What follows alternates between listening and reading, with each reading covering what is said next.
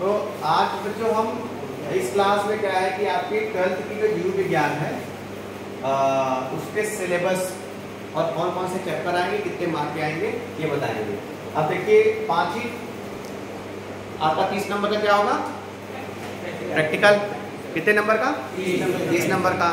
आपका जो बोर्ड के एग्जाम में आएगा कितने नंबर का आएगा 70 नंबर का। और 70 नंबर आपके कितने चैप्टर से आ रहे हैं 5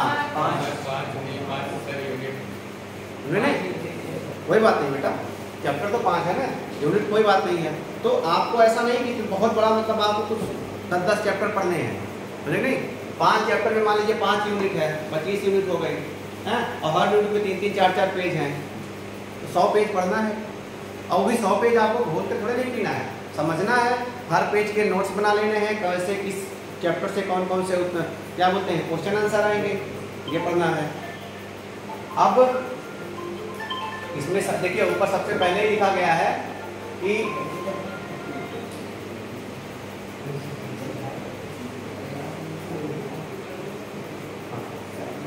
सौ अंकों का एक प्रश्न पत्र, 70 लिखित और 30 का प्रयोगात्मक होगा। पहला चैप्टर आपका क्या है जनन, कितने मार्क का 14, ये है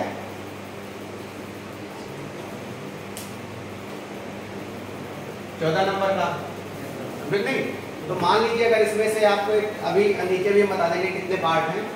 आनुवांशिकी और विकास 18 सबसे ज़्यादा इसी से आ रहा है, ये थोड़ा बड़ा चैप्टर है और बहुत इंपॉर्टेंट भी है। अब ये समझ लीजिए कि आपने 70 नंबर में से आपको कितने नंबर लाना है। आपको अगर 70 में से मान लीजिए कि 95, 90, 100 के बीच का नंबर लाना है, तो आपके प्रैक्टिकल में 30 में से 30 नंबर होने चाहिए और ये चीज़ें आपको अच्छे से पढ़ी होनी चाहिए। सिलेबस देखो इतने अच्छे से इसलिए दे दिया है कि आपको पता हो कि इस टॉपिक से इतनी यूनिट है और इस यूनिट से एक क्वेश्चन आएगा, समझ नहीं। तो ऐसा नहीं कि इसमें एक ही यूनिट से सारे क्वेश्चन आ जाएंगे। जीव विज्ञान और मानव कल्याण 14 नंबर का, और ये टॉपिक्स ऐसे हैं ना, ये आपके लिए आगे की ज़िंदगी में बहुत काम आएंगे। जब भी आप कोई प्रिपरेशन करेंगे या किसी एग्ज़ाम के लिए भी जाएंगे, ये सब हमेशा आएंगे। बायोलॉजी से 8-10 मतलब जो भी आप एग्ज़ाम देंगे, आप PCS का देंगे, SSC का देंगे, उसमें साइंस के क्वेश्चंस होते हैं, और उसमें जीव विज्ञान और ये जो लास्ट वाला 2 चैप्टर है, लास्ट क्या आपको 3, ये तो बहुत इंपॉर्टेंट है। पारिस्थितिकी एवं पर्यावरण का हमने बताया था ना, बायोस्फीयर रिजर्व के बारे में, वो आपका इसी चैप्टर से संबंधित है। पारिस्थितिकी एवं पर्यावरण, नेशनल पार्क, बायोस्फीयर रिजर्व, कैसे जो हमारी वो है पर्यावरण है और पारिस्थितिकी है यानी इकोलॉजी, उसका कैसे हम संरक्षण करते हैं, क्या क्या सरकार द्वारा प्रयास किया जा रहा है। आपको क्यों पढ़ाया जा रहा है, इसलिए कि आप अभी से जागरूक रहें अपने पर्यावरण के बारे में, अपने पारिस्थितिकी वर्ग के बारे में, और उनके संरक्षण में आप अपना बेस्ट दे सकें। प्लास्टिक ना यूज़ करें। हम तो अगली बार हम लोग प्रयास करेंगे अपना जो हमारा कैंपस है वो क्या हो, प्लास्टिक फ्री हो। यहाँ पे कोई बच्चा ना तो प्लास्टिक ले आएगा ना तो प्लास्टिक का यूज़ करेगा। टिफिन ले आएंगे, बैग ले आएंगे। तो इस तरह से अगर आप ऐसा कुछ करते हैं तो यानी आप भी क्या कर रहे हैं, पारिस्थितिकी और पर्यावरण के संरक्षण में क्या कर रहे हैं, अपना योगदान दे रहे हैं एक नागरिक के रूप में। क्योंकि ये केवल सरकार का किसी एक चीज़ का काम नहीं है, और हम सभी इससे प्रभावित हैं। आपका यहाँ पानी गंदा हो रहा है, आपके यहाँ का नॉइज पोल्यूशन है, आपके यहाँ एयर पोल्यूशन है, नहीं, आपके यहाँ बहुत सारी बीमारियाँ मच्छरों से जनित बढ़ रही हैं। वो सब किस लिए, क्योंकि हमारे यहाँ हमने पारिस्थितिकी, पर्यावरण और इकोलॉजी के कंजर्वेशन पे ध्यान दे दिया। तीसरा चौथा चैप्टर है जैव प्रौद्योगिकी और उनका प्रयोग। जैव प्रौद्योगिकी 10 नंबर का, यानी देखिए बायोलॉजी में भी कई सारी टेक्नोलॉजी का प्रयोग होता है। हम जितना भी चीज़ होती है, जैसे मान लीजिए एक्सरे है, कई सारी नैनो टेक्नोलॉजी आ गई है। अब जैसे हार्ट की सर्जरी करना है, या और भी किसी तरीके की सर्जरी करना है, या बीमारियां जैसे आपको समझ लीजिए कि कोविड का टीका, ये सब जैव प्रौद्योगिकी में आ गए। और मानव कल्याण के लिए उनका क्या क्या प्रयोग है, कैसे हम टेक्नोलॉजी का प्रयोग करके अपने मानव कल्याण यानी ह्यूमन बीइंग के वेलफेयर के लिए कैसे उसका यूज करें, ये सब इसमें है। पारिस्थितिकी एवं पर्यावरण 14 नंबर का, यानी टोटल 17 नंबर के हैं। आपको कितने टॉपिक हैं, 5। अब जरा देखते हैं 5 टॉपिक में आगे क्या क्या है। थोड़ा जल्दी करेंगे इसको। ठीक है, आप में क्या है जनन में 1 2 3 बस तीन पार्ट है। पुष्प संरचना, नर मादा युग्मोद्भिद का विकास, परागण, प्रकारक विकिरण, उदाहरण। तो ये चीजें आप देख सकते हैं कि ये उसके पौधों के लैंगिक जनन, मानव जनन और जनन स्वास्थ्य। स्वास्थ्य मतलब कैसे क्या मतलब क्या रोग बढ़ते हैं। आप देखेंगे कई सारे पेड़ों में भी रोग लग जाते हैं या फूल नहीं आता है, तो वो भी कहीं ना कहीं किसी प्रकार से वो किसी न किसी रोग से या किसी वो संक्रमित हो गए, समझिए। ये सब चीज़ें आप इसमें पढ़ेंगे। तो पहले चैप्टर में आपके 3 इकाई है। 14 नंबर का है। पहला चैप्टर कितने नंबर का था? 14 नंबर का। भूल गए, दूसरा 18 नंबर का था। 14 नंबर को बांट लो इसमें। इसको मान लीजिए यहाँ से समझ लो 5 नंबर का आएगा, यहाँ से 5 नंबर का आएगा, यहाँ से 4 नंबर का आएगा, या टोटल मान लो आपको ये चैप्टर 14 नंबर का है। कितना पढ़ना है ये केवल आपको लग रहा है, ये सब 2 3 लाइन में आप समझ जाओगे कि पुष्प की संरचना। अब पुष्प की संरचना का एक चित्र बनाने के लिए भी दे देता होगा, उसका चित्र करके उनके भाग को रेखांकित करके तो 3 नंबर 4 नंबर का भी दे सकता है।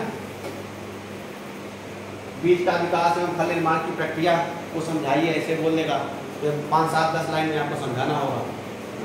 बहुत बड़ा नहीं है, बहुत टफ भी नहीं है कि आपको समझ में ना आए, समझे नहीं। पढ़ाई आपको तभी समझ में आएगी जब आप उसको बार बार आप करोगे। आप एक बार पढ़ लिए, 2 बार पढ़ लिए, तब हमको समझ में नहीं आता। आप उसको 4 बार 5 बार पढ़िए, फिर धीरे धीरे आपको समझ में आएगा, समझे कि नहीं। दूसरा चैप्टर है आनुवंशिकी और विकास। इसमें 1 2 3, इसमें भी 3 ही इकाई है। ये 18 नंबर का है, समझे नहीं। वंशानुगत विविधता, मंडली अनुपात विचरण, अपूर्ण प्रभाविता, ये पूरा है। आनुवंशिक पदार्थ की खोज, डीएनए, आनुवंशिक पदार्थ डीएनए आरएनए क्या होता है, इनकी पैकेजिंग, संरचना, अनुलेखन, आनुवंशिक कूट, रूपांतरण, अब जीन थेरेपी, बहुत सारी चीज, जीनोम में मानव जीनोम प्रोजेक्ट, डीएनए फिंगरप्रिंटिंग क्या होती है, ये सब बहुत आपको पढ़ना है, समझना है। और आपकी किताब में बहुत अच्छे से बताया गया है, आपके टीचर्स भी बता देंगे। यहाँ भी हम लोग इसको डिजिटल क्लासरूम में ऑडियो वीडियो फॉर्मेट में भी आपको दिखा देंगे, है।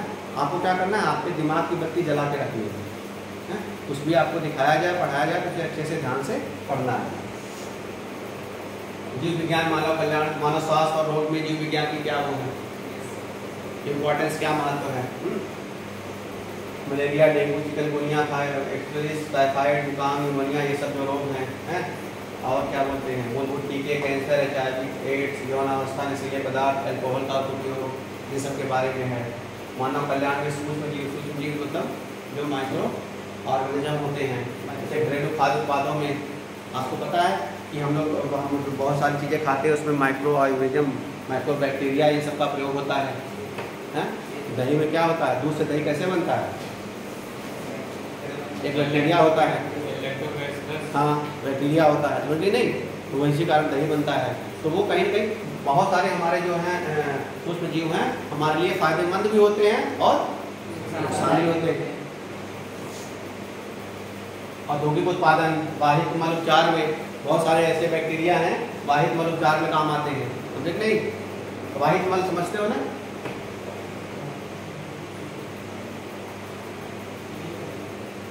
नाला, सीवेज जानते हो, नाला, जब आप देखो बगल में नाला बह रहा है तब पानी गंदा है, इसका ट्रीटमेंट करना है, तो ट्रीटमेंट प्लांट लगेगा और उसमें कई सारे ऐसे बैक्टीरियाज होते हैं जो छोड़ दिए जाते हैं, वहाँ पे जो गंदगी होती है उसको वो खा जाते हैं और उसको साफ करने में वो योगदान अपना प्रदान करते हैं। इस तरह के कई सारे बैक्टीरिया हैं जिनके बारे में आप किताब में आप पढ़ोगे, लेकिन अच्छे से पढ़ोगे, समझे ना। और पढ़ के सबको नोट्स बनाना। ऊर्जा उत्पादन, जैव नियंत्रण कारक के रूप में जैव उर्वरक, अब देखिए प्रौद्योगिकी आ गया है, और पारिस्थितिकी पर्यावरण 14 अंक में है। समष्टि पारिस्थितिकी सहभागिता ये दिया गया है। पर्यटन संरचना, घटक उत्पादक, ऊर्जा क्या होता है, जैव विविधता की संकल्पना, जैव विविधता के प्रतिरूप, जैव विविधता का महत्व, विविधता संरक्षण, हॉटस्पॉट संकट, ये सब चीज़ें बायोस्फीयर को राष्ट्रीय उद्यान से जुड़ी, ये सब चीज़ें देखो बायोस्फीयर रिजर्व यहाँ दिया है? दिया है कि नहीं दिया है? राष्ट्रीय उद्यान यानी नेशनल पार्क, सेंचुरीज, संकटग्रस्त जीव जिसे हम कहते थे, जो क्या बोलते हैं इंडेंजर्ड स्पीशीज होती है, जो मतलब एक्सटिंक्शन या विलुप्त या उनके खत्म होने का खतरा रहता है, यहाँ पे आप पढ़ेंगे। विलुप्त मतलब एक्सटिंक्शन। रेड डाटा बुक समझते हो? IUCN एक संस्था है, NGO है, नॉन गवर्नमेंट ऑर्गेनाइजेशन है। ये पूरे विश्व में जो भी प्रजातियाँ हैं, चाहे वो जानवर हो, चाहे वो एक्वेटिक यानी समुद्र की प्रजातियाँ हों, चाहे पेड़ पौधे हों, उनको कितना खतरा है या उनके एक्सटेंशन यानी विलुप्ति का क्या खतरा है, उस पर वो रिपोर्ट हर साल जो है प्रकाशित करती हैं। और उस रिपोर्ट का नाम क्या है? Red data books. ये हमेशा पूछा जाता है कि रेड डाटा बुक्स क्या है, समझने? ये आपकी किताब में भी आता है, बायो में 1 नंबर का क्वेश्चन आता है कि नहीं बोर्ड में? 12वीं के बोर्ड का क्वेश्चन कितने बच्चों ने देखा है? अभी तो आप 11वीं 12वीं गए हैं ना, लेकिन बेटा 12वीं के क्वेश्चन अभी से लगाना शुरू कर दीजिए। किस तरह का क्वेश्चन आता है, क्या क्या क्वेश्चन आते हैं, टाइप्स ऑफ क्वेश्चन क्या होते हैं, ये अभी से देख लीजिए।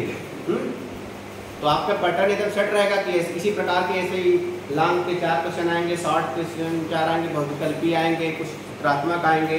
तो वो आपको ध्यान में रहेगा, आप एकदम मतलब ट्रेंड होके जाएंगे, समझ नहीं?